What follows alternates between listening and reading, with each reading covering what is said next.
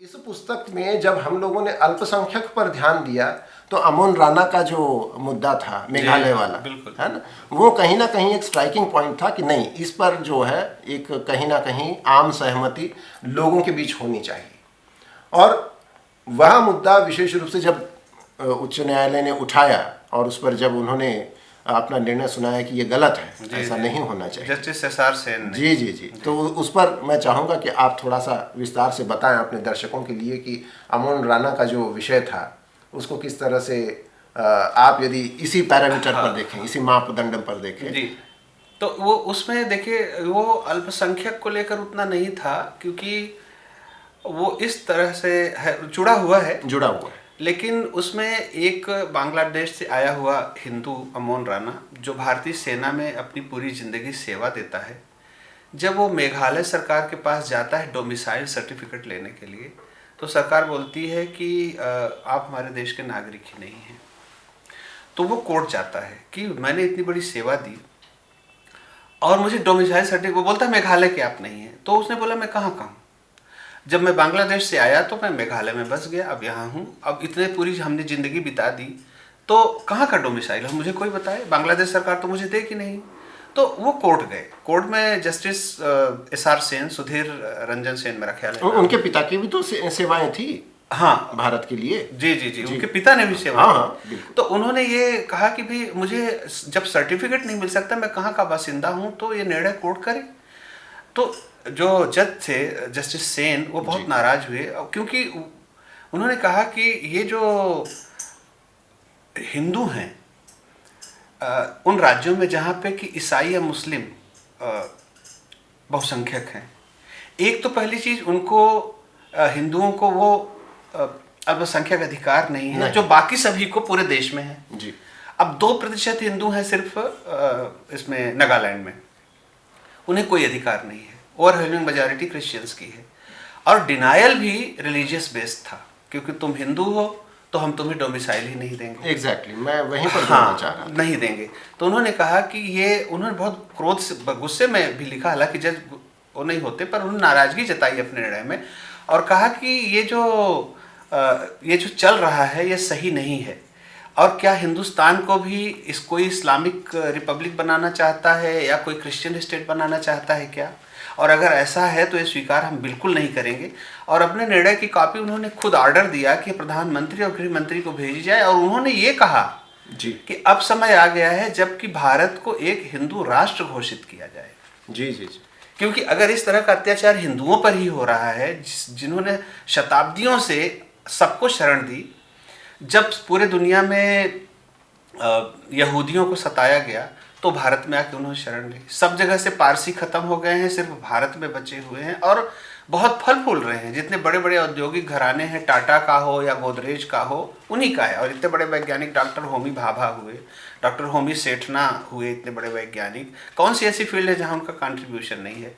सिर्फ यहीं बचे हैं। तो हम तो हजारों सालों से वसुधैव कुटुंबकम की बात करते हैं। जो यहाँ बाहर से आए, बाहर का धर्म स्वीकार किया या जिनको जबरदस्ती कन्वर्ट कर दिया गया फोर्स करके, अत्याचार करके, अब वो जो लोग हैं वो अपने ही लोगों पे अत्याचार कर रहे हैं, उन्हीं पर जिन्होंने ये सारा धर्मनिरपेक्षता का तंत्र, नहीं तो 1947 में देश बटा था, जब मुसलमानों ने कहा कि भाई हमारा देश तो, हमें पाकिस्तान चाहिए, हम आपके साथ नहीं रह सकते, उनको देश दे दिया।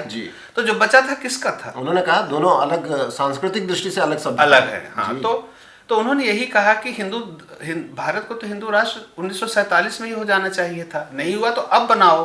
क्योंकि इसी देश में जहाँ 80% जिसकी आबादी है, जो इस पूरे देश का रखवाला है, जिसने सबको शरण दी है, हम चाहे तो एक दिन में हिंदू राष्ट्र बन सकते हैं, उसी दिन बन सकते हैं, पर नहीं, ये हुआ कि नहीं, सब धर्मों के साथ बराबर का व्यवहार हो। उसका दुरुपयोग करके अगर हमें ही सताया जाए, उनका असल गुस्सा ये था। तो फिर ये आवश्यक हो जाता है कि हम इस पे कुछ काम करें। और उन्होंने प्रधानमंत्री को कहा कि अब समय आ गया है कि जब भारत को आप हिंदू राष्ट्र घोषित करिए। एक जज कह रहा है, जुडिशरी उस चेयर पे बैठे हुए, लोगों ने विरोध भी किया। तो ये जो विषय है अल्पसंख्यकता से भी जुड़ा हुआ है और इसी तरह से घुसपैठियों का जो सब्जेक्ट है, उसमें यह है कि आप देखिए ये कहाँ से आ रहे हैं, रखीने प्रोविंस से, बर्मा के रखीने प्रोविंस से, जिसको कि इस्लामिक लेक्सिकन्स में वो बोलते हैं अराकान। अराकान बांग्लादेश में आते हैं, बांग्लादेश की सीमा से पोरस सीमा को पार करके बंगाल में आते हैं, बंगाल से झारखंड, बिहार, यूपी और उत्तराखंड, हिमाचल सबको पार करके कहाँ जाते हैं? जम्मू। आपको जान के आश्चर्य होगा कि पश्चिमी बंगाल के बाद सबसे ज़्यादा संख्या रोहिंग्या की बात कर रहा हूँ, वो जम्मू कश्मीर में है। क्यों? क्योंकि एक कॉन्स्पिरेसी है, जहाँ मुस्लिम बहुल आबादी है वहाँ इनको बसा दो, उनकी जनसंख्या और बढ़ा दो, और वो आप सब जानते हैं दारुल इस्लाम और गजवाए हिंद, ये सब ताकि ये सपने पूरे हों। तो इसीलिए जस्टिस सेन ने ये बात कही कि जो इतनी बड़ी कॉन्स्पिरेसी चल रही, एक हिंदू को डोमिसाइल सर्टिफिकेट नहीं मिल रहा है, तो इसको हिंदू राष्ट्र बनना चाहिए। मैं विशेष रूप से इसको उसी के साथ इसलिए जोड़ रहा था जी। कि आप देखिए कि मेघालय हो या नागालैंड हो जी, वहाँ की जनसंख्या पर आप ध्यान दीजिए जी, वहाँ की हिंदुओं की जनसंख्या पर ध्यान दीजिए जी, बिल्कुल, और जो अन्य धर्म है उनकी आबादी पर ध्यान दीजिए जी, तो आप देखेंगे कि वहाँ पर हिंदू अल्पसंख्यक होने के बावजूद ये सारा झेलना पड़ता है। और मैं ये कह रहा हूँ विशेष रूप से कि हिंदू वहाँ पर अल्पसंख्यक तो है, परंतु वो विक्टिम कार्ड नहीं खेल सकता जैसे अन्य धर्म खेल लेते हैं कि जी मैं तो बहुत है ना अल्पसंख्यक हूँ, इसलिए मेरे साथ ऐसा अन्याय अत्याचार हुआ है। और यही जो अमोन राना के साथ हुआ है, यदि किसी और के साथ, मान लीजिए किसी जोसेफ के साथ हो जाता, हाँ, है ना, किसी अब्दुल्ला के साथ हो जाता, जी जी जी, आप ऐसे ही उदाहरण के लिए नाम आप जी जी जी जी जी, तो आप देखेंगे कि वो देखते ना देखते मेघालय से चलकर दिल्ली के सड़कों तक पहुंच जाता। दिल्ली, मैं तो कहता हूँ न्यूयॉर्क, पेरिस और हर जगह, और जिनेवा में भी पहुंच जी जी जी, हर जगह हाँ छप जाता कि देखो कितना अत्याचार हुआ। तो अमोन राना का जो मुद्दा है उसको आप यदि देखें, जिसकी हमने बात भी की कि अल्पसंख्यक को आप इस दृष्टि से परिभाषित करिए कि उसका सबसे पहले तो विभाजन करिए कि कितना % होना चाहिए, कितना प्रतिशत जनसंख्या जो है अल्पसंख्यक के दायरे में आएगी। अब भाई आप 13%, 15%, 17, 18 जो भी है, अभी तो जनसंख्या जो है हम लोगों ने उस तरह से गिनती की नहीं है। अब इसमें एक इंसर्शन करूंगा। असल में संयुक्त राष्ट्र संघ का जो पैमाना है वो सिर्फ 2%, 2% से ऊपर जो कोई है वो अल्पसंख्यक नहीं है। जी जी। और ये दुर्भाग्य है कि यहाँ ये डिफाइन नहीं किया गया, इसीलिए उस चैप्टर में जी, जिसमें डिफाइन माइनॉरिटीज का वाला है ना कि definition and identification of minority act, जो हमने बोला है कि सरकार बनाए, उसमें यही कहा है कि आप लाइन खींचिए। जी जी, क्योंकि अभी के हिसाब से तो जब तक 51% नहीं होंगे तब तक वो अल्पसंख्यक रहेंगे, यानी 49% पे भी। तो इसीलिए हमने ये कहा कि इसे डिफाइन करो, यूनाइटेड नेशंस का जो पैरामीटर है उससे आप डिफाइन करिए। जी आगे आप जो बोल। जी जी, इसका हमने एक तरह से उल्लेख भी किया है कि पूरी जनसंख्या का क्या प्रतिशत होना चाहिए। हाँ, हाँ, है ना। आप यदि उस तरह से यूएन की दृष्टि से भी देखें तो मेरे ख्याल से हमने लेख में भी इस पर कहा कि एक कोई % होना चाहिए कि भाई इतना % और इसके ऊपर जो है कहलाए। अब आप मतलब उसको अंत तक नहीं छोड़ सकते, जैसा हमने कहा कि भाई 50% हो जाए, 51% हो जाए, तब तक आपको जो है बहुसंख्यक माना नहीं जाएगा। तो उसमें एक जो विशेष जो बात थी कि आप जब परिभाषित करें तो इस दृष्टि से भी परिभाषित करें कि मैंने तो बहुत गहराई में जाकर मैंने कहा कि इसको जिला स्तर पर भी जो है, हाँ आपने कहा, कि अगर प्रदेश स्तर पर भी परिभाषित हो तो कम से कम 9 राज्यों में जहां हिंदू अल्पसंख्यक होकर भी अल्पसंख्यक का अधिकार नहीं पा रहे हैं, तो वो कम से कम खत्म हो। आपने जिला स्तर की बात की थी, तो अगर वो हो तो बहुत अच्छा है, होना चाहिए, क्यों नहीं होना चाहिए। जिला एक डिस्ट्रिक्ट इज अ यूनिट, एक इकाई है और अवश्य होना चाहिए। जी आप देखिए उसमें पुस्तक में भी है, एक जगह हमने राज्यों के नाम गिनाते हुए हमने लिखा है जी जी जी कि नागालैंड, मिजोरम, मेघालय, अरुणाचल प्रदेश, मणिपुर, पंजाब, जम्मू और कश्मीर, लद्दाख और लक्षद्वीप, जी, यहाँ पर जो जनसंख्या है हिंदुओं की वह वास्तव में अल्पसंख्यक है। जी जी जी जी, हमने पाई चार्ट बनाए। जी जी, पाई चार्ट बनाए। मैं ये वाला आप बात कर रहे हैं। हाँ, मैं इसी की बात जी जी जी जी, है ना। इसमें मणिपुर में हिंदू 40% हैं जी, और मेघालय में लगभग 2% हैं जी। अरुणाचल में भी उनकी संख्या कम है, मतलब प्रतिशत इसमें पाई चार्ट में नहीं लिखा हुआ है। पंजाब में है जो कि डिस्क्रिप्शन में लिखा हुआ है। तो ये जो 9 राज्य हैं वो मणिपुर, मेघालय, अरुणाचल प्रदेश, पंजाब, मिजोरम, लद्दाख, जम्मू कश्मीर, लक्षद्वीप, यानी कि 3 केंद्र शासित प्रदेश और एक 3 केंद्र शासित प्रदेश और 6 राज्य। ऑन रिकॉर्ड आप जम्मू और कश्मीर में मुसलमानों की जनसंख्या लीजिएगा तो 68% है। जी बिल्कुल सही है। बावजूद इसके वहां पर मैं तो मतलब यदि थोड़ा और आगे जाकर कहूँ, खैरात में छात्रवृत्तियां बांटी जा रही हैं अल्पसंख्यक के नाम पर। हाँ नहीं, बड़ा आश्चर्य है। आप देखिए कश्मीर में 2 रीजन है। हाँ। एक जम्मू है, कश्मीर है। लद्दाख पहले होता था, वो अलग टेरिटरी बन गया। तो जम्मू रीजन में जो ओवरऑल हिंदुओं की जनसंख्या, जैसा आपने बताया, कहीं भी मतलब 32% से 36% हिंदुओं की है ओवरऑल। नहीं, कश्मीर में तो 98% वही उसी मुसलमानों। कश्मीर घाटी में तो आज की तारीख में मुसलमानों की संख्या 98% है। और अचरज ये है कि वो माइनॉरिटी हैं जी, वहाँ माइनॉरिटी हैं। यानी कि हिंदू को, कोई हिंदू छात्रों को, क्योंकि हिंदू ही अकेला ऐसा है जो अल्पसंख्यक नहीं है, बाकी सब अल्पसंख्यक हैं। तो सिख हो, ईसाई हो, मुसलमान हो, सबको मिल रहा है। और मुसलमानों को भी मिल रहा है जो 98% है, बाकी तो कम है वो तो। आप देखिए कि उसमें और चतुराई से सिखों को भी सनातन से काट दिया, जैनियों को भी काट दिया, हर किसी को काट काट कर प्रयास, मुझे जो अध्ययन के दौरान जो लगा कि किस तरह से हिंदू धर्म को जितना मतलब संकुचित किया जा सकता है, संकुचित अर्थात बहुत छोटा किया जा सकता है, संख्या की दृष्टि से, भूगोल की दृष्टि से। तो ये सतत जो है एक षड्यंत्र, अब से नहीं बहुत प्राचीन समय से ये चलता आ रहा है। तो ये उसका हिस्सा भी है कि 98% मुसलमान होने के बावजूद सारी छात्रवृत्तियां जो हैं उन्हीं के लिए हैं, और 2% जो हिंदू वहाँ पर बचे हुए हैं प्रताड़ित होकर, उनके लिए कोई प्रावधान नहीं। अच्छा, इसका बहुत और इसलिए मेजर साहब मैं फिर कहूँगा कि इन 2% पर हमारा संविधान मौन है, और इसलिए हम लोगों ने परिणाम भी देखे, बहुत भयानक परिणाम। अब भयानक ये हुआ कि 4 लाख परिवार, जी, लगभग 70,000 परिवार और 4 लाख की जनसंख्या 19 जनवरी 1990 को जी मास एक्सोडस करना पड़ा। और जो जेनोसाइड हुआ वो तो आप देखिए कश्मीर फाइल फिल्म, और सब फैक्टफुल है, कोई कुछ भी बोले लेकिन कोई भी उसे मना नहीं कर पाएगा क्योंकि वो तथ्य है। तो ये भयानक परिणाम है, भयानक परिणाम। और इसमें मैं ये कहना चाहूँगा कि जो ये अल्पसंख्यक का कॉन्सेप्ट दिया गया और इतने प्रिविलेजेस दिए गए, इसके बहुत भयंकर दुष्परिणाम है। जी, जैसे आप देखिए कि अब सभी अल्पसंख्यक होना चाहते हैं क्योंकि वहाँ प्रिविलेज है। प्रिविलेज।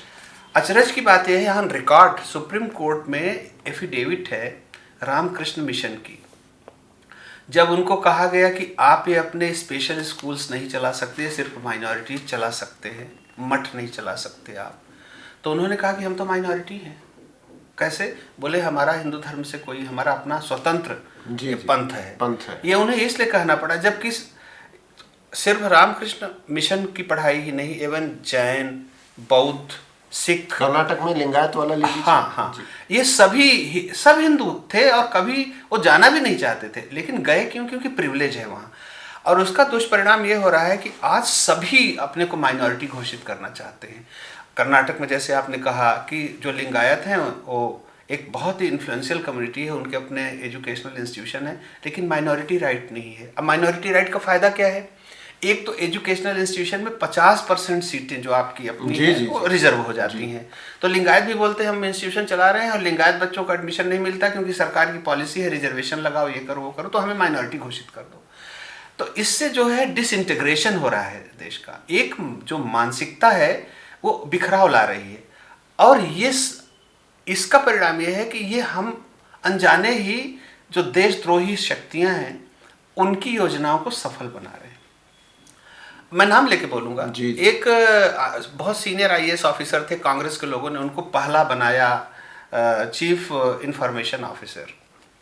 मैं कहता हूँ वो व्यक्ति, मैं कौन सा शब्द प्रयोग करूँ मैं नहीं जानता, अपने को बड़ा विद्वान समझता है, बोलता है India is a country of minorities. वो तो चाहते ही हैं कि इंडिया में बिखराव हो, टुकड़े टुकड़े हो जाए, तो शायद गजवाए हिंद। नहीं, इसीलिए यूनियन और फेडरल गवर्नमेंट में वो हमेशा डिबेट छेड़ देते हैं कि we are not a union government, we are a federal government. ये भी एक गलत फहमी देखे नौजवानों से। अभी हम कल इंटरेक्ट कर रहे थे मीडिया चौपाल में, तो बोले कि अगर स्टेट के आप बोल रहे हैं कि पुलिस जो है वो सेंटर में चली जानी चाहिए, from state list it should go to the union list, तो आप फेडरल स्ट्रक्चर को कमजोर नहीं कर रहे हैं। मैंने कहा इंडिया तो फेडरल फेडरल है ही नहीं है, तो स्ट्रक्चर कहाँ है और कमजोर कहाँ से होगा? मैंने कहा कॉन्स्टिट्यूशन में लिखा हुआ है India is A union of states. जब यूनियन है तो फेडरल कहाँ है भाई? हाँ। तो ये इतनी गलत फहमी, गलत चीजें लोगों के दिमाग, इसी तरह गंगा जमुनी संस्कृति का है। मैंने बोला गंगा जमुनी संस्कृति बिगड़ जाएगी। मैंने कौन है गंगा जमुनी? जमुना कहाँ अरब से आई है या ईरान से आई है? गंगा भी हमारी, जमुना भी हमारी, सरयू भी हमारी, तो संस्कृति इसमें मतलब बंटवारा कहाँ है? तो जो आप कह रहे थे कि ये जो इस तरह का बिखराव पैदा किया जाता है, ये एक कॉन्स्पिरेसी के अंतर्गत है और उसी तरह का पूरा एक इकोसिस्टम है। एक बोलेगा कि India is a country of minorities, बताएगा कि वो तो ब्राह्मण अलग हैं, क्षत्रिय अलग हैं, मुस्लिम अलग हैं, ईसाई अलग हैं, लिंगायत अलग हैं, एससी अलग हैं, एसटी अलग हैं, सबको अलग कर दो तो इंडिया तो डिसइंटीग्रेट हो जाए। जी वास्तव में यही एम है। जी।